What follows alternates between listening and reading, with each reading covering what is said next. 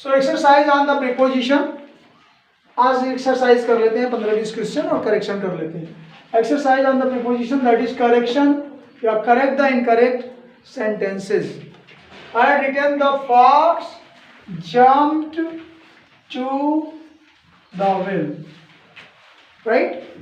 So jumped in the river.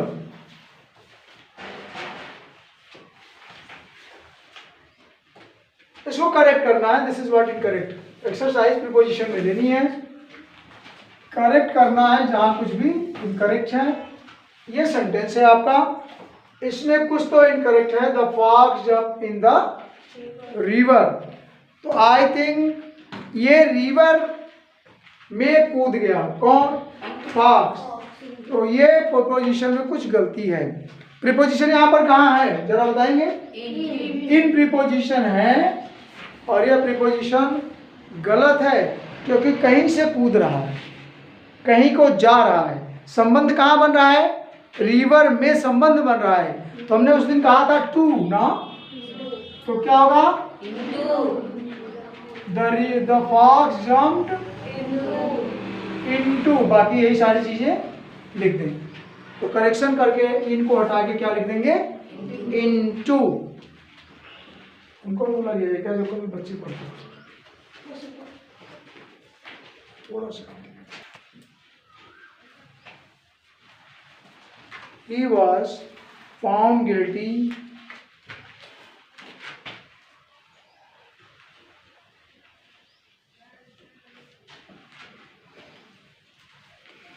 Found of होता है।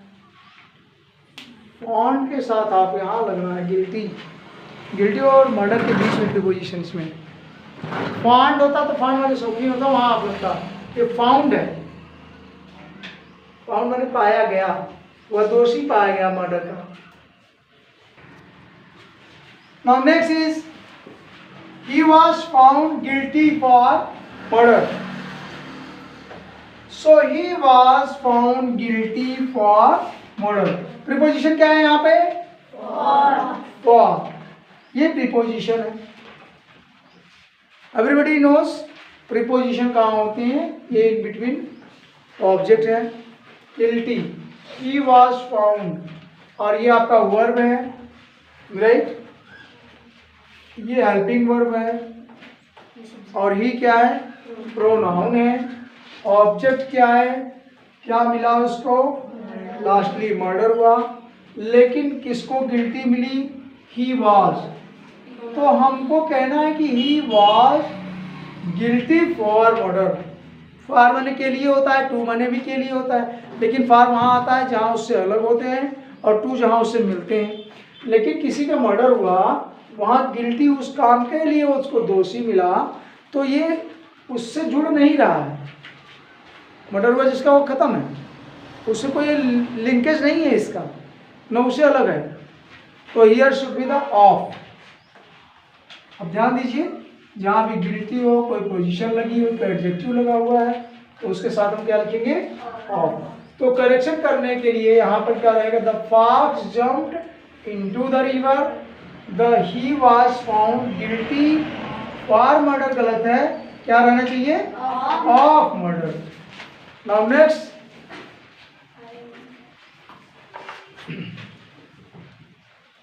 he went there in bus, right? And came by foot. यहाँ preposition कहाँ है? First of all बताओ preposition कहाँ है? एनीबडी?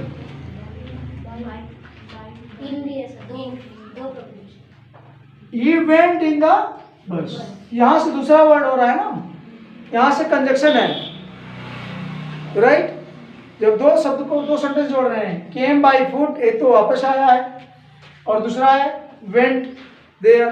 तो एक सेंटेंस एंड से पहले है और एक सेंटेंस एंड तो जोड़ रहा है, कनेक्शन कॉन्टेक्स्ट कर रहा है, कंजक्शन है। तो हमारे पास इस सेंटेंस में भी कई प्रीपोजिशन दिख रहा है और यहाँ पर भी दिख रहा है। क्या क्या? यहाँ पर है इन और यहाँ पर है, दोनों करेक्ट हैं क्या? नो। तो क्या रॉन्ग है? क्या होना चाहिए? What should be? He went there by bus. बस, और मैंने कहा ट्रांसपोर्ट, ट्रेन, बस, राइट। और जिसके आप में बैठ के चलते हो, फ्लाइट जिसके अंदर बैठ के जाते हो, तो आपको लगता है इन लगा है।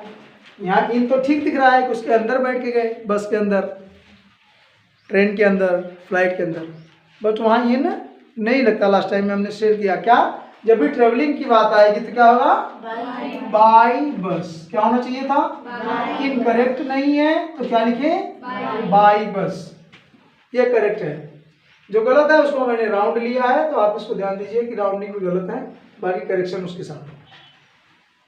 और सिमिलरली आपको बताया था मैंने कि जो फुट है जिसके ऊपर हम चढ़ जाते हैं, जैसे बाइक, उसके अंदर तो नहीं बैठते, बाइक के अंदर, बाइक के ऊपर बैठ जाते हैं, साइकिल के ऊपर बैठ जाते हैं ना, घोड़े के ऊपर बैठ जाते हैं, कैमल के ऊपर बैठते हैं, एलिफेंट के ऊपर बैठते हैं। तो ऐसी जगह बाई नहीं कहना है, क्या कहना है? ऑन। तो here should be the on. ये दो करेक्ट प्रीपोजिशन हुए, ठीक है। Now next, he is junior from me. He is junior from me. ये सेंटेंस है। क्या होना चाहिए? क्या गलत है? प्रीपोजिशन यहाँ पर कौन सा है? पहले वो वर्ड्स खोजिए। फ्रॉम, तो फ्रॉम माने तो अलग करना है, ठीक है ना। यहाँ पर हमसे उससे कोई, वो हमसे जूनियर है, कोई अलगाव की बात तो नहीं है, कंपैरिजन हो रहा है। तो इसमें क्या होना चाहिए था? He is junior to me, तो करेक्ट होना चाहिए, राइट। या देन, तुलना करें तो देन भी लगा सकते हैं, than me. Is there any problem? Now next is, correction करते जाइए, आपके उस पे चार्ट पे है और वो एक्सरसाइज है। एक्सरसाइज आपके वीडियो कॉपी पे भी है, एक्सरसाइज देख लेंगे, करेक्ट करके सेंटेंस लिखेंगे, right. Now next is, you did not invite him for dinner. You did not invite him for the dinner. First of all इसमें से प्रीपोजिशन कौन है, जरा वो देख लीजिए। फॉर ना। अब बताइए, he did not invite him ना, वो उसको नहीं बुलाया, किस काम के लिए? तो डिनर लेना है कि डिनर से भागना है? डिनर को प्राप्त करना है ना, डिनर से वो आदमी जुड़ेगा ना, तो क्या होना चाहिए? टू, क्योंकि उसके लिए काम हो रहा है। जैसे हमने उस दिन बताया था गोइंग टू वाराणसी, तो वाराणसी आप गए तो वाराणसी में इकट्ठे हो गए, वाराणसी प्लस यू बोथ ना, कि वाराणसी से आएंगे, भागेंगे तो वाराणसी अलग और आप अलग हो जाएंगे ना, तो वहां तो फ्रॉम आएगा अलग होने के लिए, जुड़ने के लिए टू आएगा। सिमिलरली डिनर, डिनर के लिए जा रहे हैं ना, तो एक समय ऐसा आएगा कि डिनर और आप एक साथ होंगे, मतलब खाना को आप खा लेंगे, तो आपको मिलेगा, कहने का मतलब कनेक्शन होगा, जुड़ेंगे, कि भाग रहे हैं खाना देने से। तो इसका मतलब यहाँ फ्रॉम या फॉर नहीं होगा, क्या रहना चाहिए? To dinner. He prefer tea than coffee. Preposition क्या है? फर्स्ट आप ये जाने, फिर बताएं क्या इनकरेक्ट है। ही प्रिफर टी देन, ये तो प्रीपोजिशन है। कॉफी को और टी ना, दोनों की कंपैरिजन करी जा रही है, दोनों की तुलना करी जा रही है ना। जैसे लेकिन दो अलग अलग चीजें हैं। देन तुलना का मतलब जैसे हम लोग ऐसे तुलना करते हैं, he is taller than you ना, तो टॉलर एक ही बात है ना। देन यू, एक दो आदमी की तुलना है, लेकिन टॉलर एक क्वालिटी है, बड़ी बात है ना। अगर टेस्टी कहते, टेस्ट एक क्वालिटी की बात करते कि कॉफ़ी और चाय में टेस्टी कौन है, टेस्टी देन, तो कहे कॉफ़ी इज टेस्टी देन, तो टेस्ट को हम का तुलना करते, दो चीज़ को नहीं। बात समझ लेना, मतलब एक क्वालिटी की जब तुलना करेंगे, टॉलर, बिगर, स्मॉलर, वाइजर, पुअर या पुअरर, तो एक एडजेक्टिव लग रहा है ना, एक क्वालिटी लग रही है, टेस्ट लग रहा है, तो तयन कर सकते हैं। लेकिन यहाँ पर कहते हैं कि टी और कॉफ़ी दोनों अलग चीज़ हैं, दोनों का टेस्ट ही अलग है, एक टेस्ट की बात होती। या ऐसे कहते कि प्रीफर ना करके टी या कॉफ़ी टेस्टियर देन, उससे अच्छी है, उससे टेस्टी है, तो चलेगा। लेकिन यहाँ पर हम टेस्ट की बात नहीं कर रहे हैं, बल्कि कर क्या रहे हैं, कॉफ़ी और टी में बता रहे हैं कौन अच्छा है ना। तो क्या लगना चाहिए था, to prefer tea to coffee, मतलब देन नहीं बल्कि टू, उसकी तुलना कर रहे हैं, ले रहे हैं।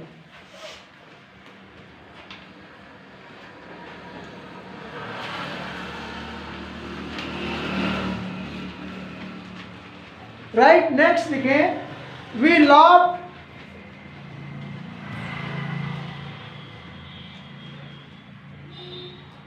On you, right.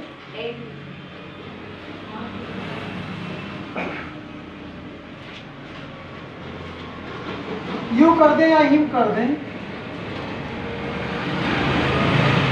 यहां पर वैसे प्रीपोजिशन है क्या, कौन सी चीज इसमें प्रीपोजिशन है, इस सेंटेंस में प्रीपोजिशन क्या है, ऑन है। और ये करेक्ट है कि इनकरेक्ट है, इनकरेक्ट। क्यों, किसी बात पर बात आ रही है, लाभ हो रहा है, किसी पर्सन की बात आ रही है, तो ऑन मैंने ऊपर होता है, एट लगता है, लॉ ऑफ एट, आप पर एट लगता है। प्रीपोजिशन का प्रैक्टिस पर आप करेंगे एक्सरसाइज, तब आपको क्लियर होंगे, थोड़ी सी कठिन चीजें नहीं है, लेकिन very serious. He agrees to me, next, he agrees to me, next। इसमें क्या है, राइट, एग्रीज टू, क्या होना चाहिए, ये टू प्रीपोजिशन है, लेकिन ये गलत है, क्या होना चाहिए, वो हमारी बातों से सहमत है या मुझसे सहमत है, तो वहां पर होना चाहिए with. To, he agrees to me, ये ऐड तो इसका है, ध्यान दीजिएगा, इस पर ऐड है, और यहाँ पर एग्रीज टू मी की जगह क्या होना चाहिए था, एग्रीज विथ, मतलब जो मैं जो बात कह रहा हूँ मुझसे सहमत है। Agrees with my words, with my opinion, अपने विचार से सहमत है, इसीलिए विथ लगने वाला है, राइट। और नेक्स्ट,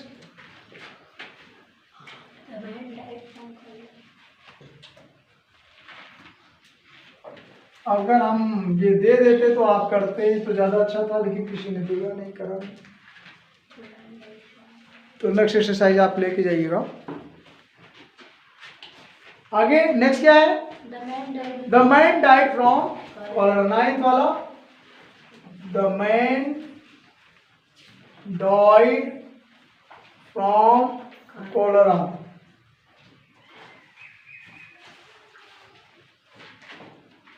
कॉलेरा, कॉलेरा की स्पेलिंग पर थोड़ा ध्यान दीजिएगा।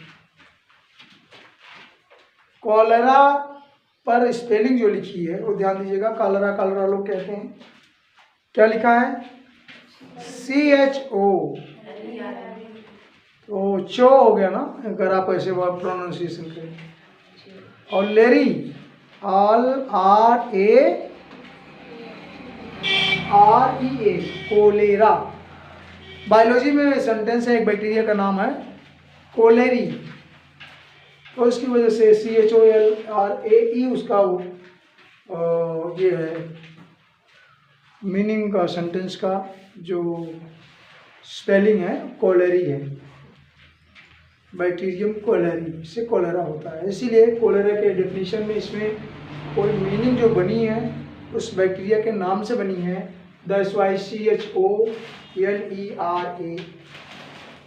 कोलेरा। तो इसमें क्या है? कोलेरा से मर गया, तो क्या लिखना चाहिए था? फ्रॉम। फ्रॉम गलत है। प्रीपोजिशन इसमें क्या है? कौन प्रीपोजिशन क्या है इस लाइन में? फ्रॉम प्रीपोजिशन है, और ये गलत है कि कारण है। फ्रॉम माने तो अलग होना है ना, तो कोलेरा एक कारण है, रीजन है, ड्यू टू दिस रीजन, ऐसा इसलिए हुआ ना, तो इसको हम कहते हैं ऑफ, डाइड ऑफ। अगर हम कॉलेरा से बीमार है, सफरिंग करते, तब सफरिंग फ्रॉम। बीमार है, कॉलेरा से बीमार है, तब क्या होता? The man is suffering from cholera, तब सही था। सफरिंग फ्रॉम माने वो चल रहा है, बीमार चल रहा है, लेकिन यहां तो काम खत्म हो गया। डाइड ऑफ, पुट ऑफ, दो डबल एफ में खत्म होना बात होती है, तो यहां पर भी क्या होगा? Died of. समझ में आ रहा है?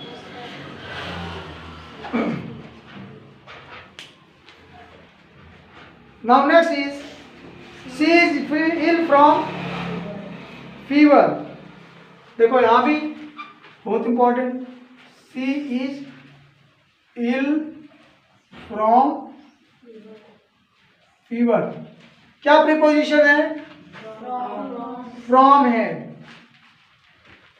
ये प्रीपोजिशन, और ये प्रीपोजिशन रॉन्ग है, गलत है। क्या करें? कैन, आपकी कॉपी में सी इज इल फ्रॉम फीवर, तो अभी मैंने बताया कि सफरिंग वर्ड होता, सफरिंग फ्रॉम तब लगता, तो आप समझोगे यहां भी तो इल ही है, बीमार है, लेकिन इल है, ING लगा नहीं। तो प्रीपोजिशन के अपने अपने इंपॉर्टेंस हैं। सी इज या सफरिंग रहता है यहां पर, तब तो फ्रॉम करेक्ट था। यहां भी डाइड, सफरिंग होता तो फ्रॉम सही था, लेकिन डाइड के बाद ऑफ लगता है। कभी भी पुट डबल ऑफ लगता है, पुट ऑफ माने बुझा दो। फ्रेजेस में आप प्रीपोजिशन के फ्रेजेस में जाके बुक पर मेहनत करेंगे तो सबके बाद क्या लगता है वो फिक्स है। जैसे प्राउड ऑफ, फॉन्ड ऑफ, और अभी आपने फाइंड फार, फाउंड फार गलती किया है इसके लिए, तो फाउंड के बाद फार लगता है, लेकिन फॉन्ड के बाद ऑफ, प्राउड के बाद ऑफ, पुट के बाद OFF, ऑफ, बुझाने के लिए। सफरिंग फ्रॉम, लेकिन इल विथ लगेगा तब। कुछ फ्रेजियल हैं प्रीपोजिशन जिसको आपको करते करते प्रैक्टिस होगी, करेक्शन करेंगे। नाउ नेक्स्ट देखें, the man beat the snake by stick.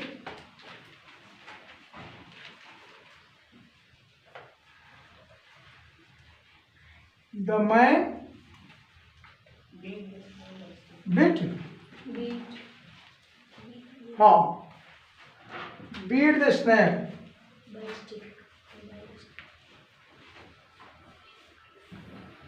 Bye,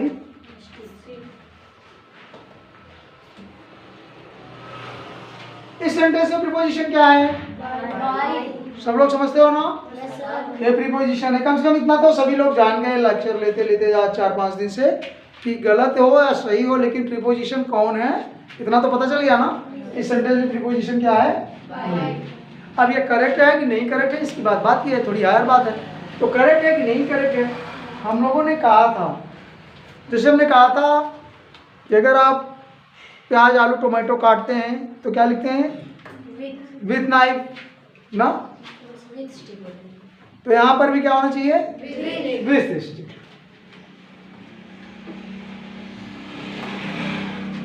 क्योंकि वो टचिंग है, वो टचिंग है, ऐसे नहीं मार के दूर से फेंक के मार दे रहा है, राइट? उसको टच करने पड़ रहे हैं, तो दैट इज वाई विथ। सबको समझ आ रहा है? Now next is he is applied to the post, is applied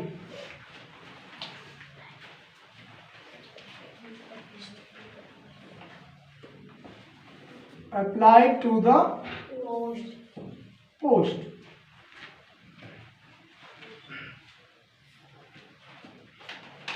post के लिए ना, एग्जाम के लिए, तो यहाँ पर थोड़ा टू ठीक नहीं है,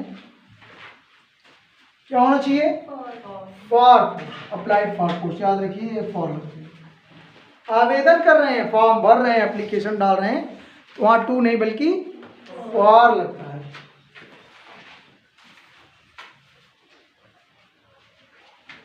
और अभी हमने आप जिससे बात करी थी, नेक्स्ट इज प्राउड ऑफ, तो यहाँ पर एक सेंटेंस है, ही इज 12 नंबर है, नहीं 13 नंबर है, he was proud, he was proud on his work.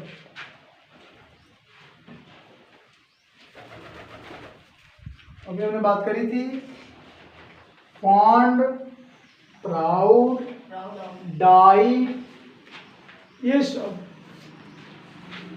Proud, fond, die, इन सब के बाद क्या लगते हैं? ऑन की जगह, ये गलत है, क्या होगा?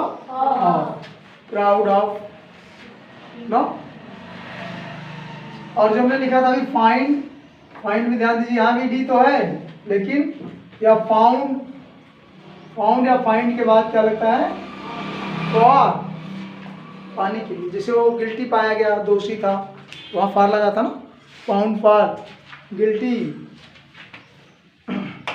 जो हम लोगों ने किया था दूसरा पॉइंट, अच्छा वहाँ भी फाउंड गिल्टी ऑफ ना, फाउंड गिल्टी बीच में एक लगा था, गिल्टी, ये भी ऑफ की रहेगा। Now 14 next, see knock on the, बहुत कीजिए, सिंपल है, पहले इसे प्रीपोजिशन बताइए, सी नॉक्ड ऑन द, ये है, ये इनकरेक्ट है। प्रीपोजिशन कौन सा है इसमें? ऑन, ऑन सेंटेंस प्रीपोजिशन है। जिन लोगों को अभी डाउट हो रहा है वो जरूर कर दीजिए। होना क्या चाहिए? एट। टाइम के लिए, पोजीशन के लिए, आपको बताया था होटल के लिए, प्लेस के लिए, कोई जगह है ना, छोटी सी जगह है, फिक्स है, उसके लिए क्या लगता है? आइट। टाइम भी अगर फिक्स है तो क्या लगता है? आइट। डोर भी फिक्स है तो क्या लगेगा? आइट। तो आइट द डोर, ये रॉन्ग है और ये प्रैक्टिस की बात है, बहुत ज्यादा प्रैक्टिस करें। Now next is I want him for the danger. I want, चेतावनी किया था उसको, किस लिए? From the,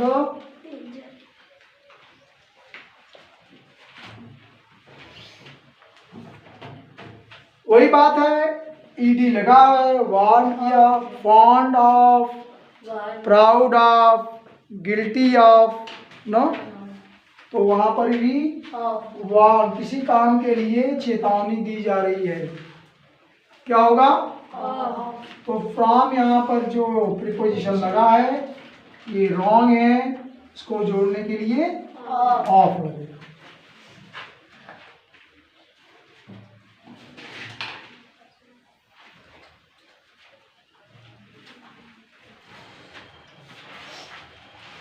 Now next is I agree with your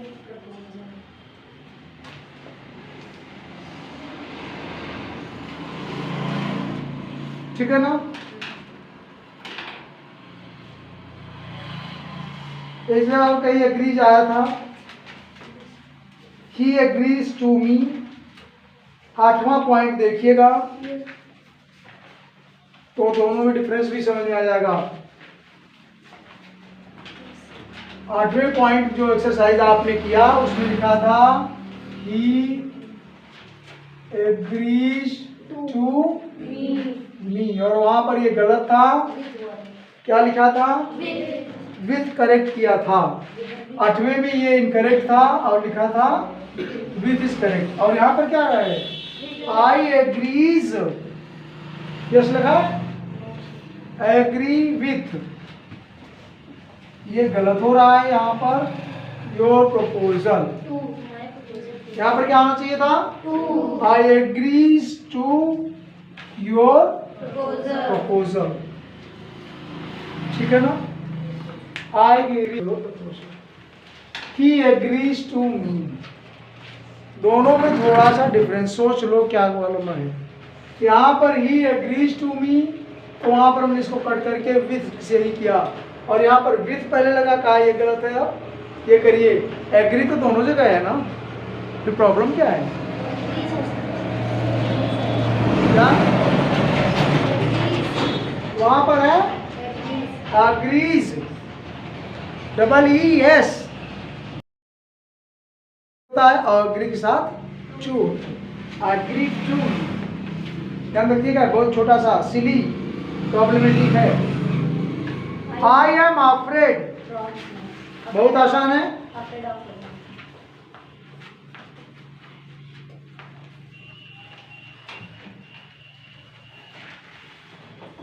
next है आम, क्या लिखा हुआ है इसमें? Afraid. 17 point, I am afraid from snakes. From, Snake. इसमें छोटे बच्चे बताएंगे I am afraid from snake. Preposition इसमें कौन सा लगा है?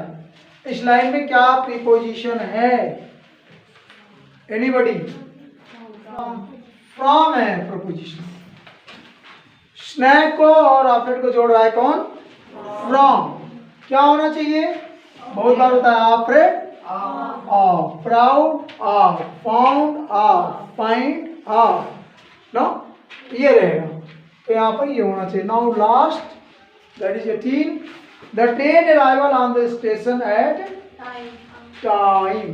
देखिएगा, बहुत important, the train Arrived on the station. arrived on the station At time. at,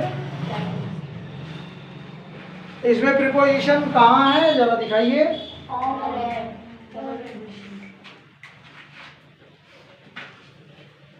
train arrived on, एक ये है और ये दोनों प्रीपोजिशन है, एक समय से और एक ये टाइम के लिए मैंने बताया है ना, ये आइट लगा है, ठीक है ना।